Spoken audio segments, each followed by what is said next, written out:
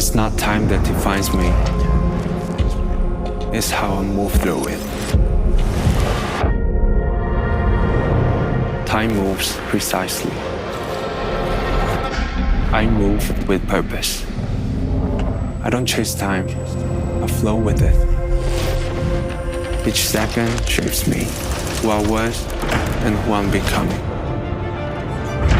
In rhythm, I find power. In stillness, control.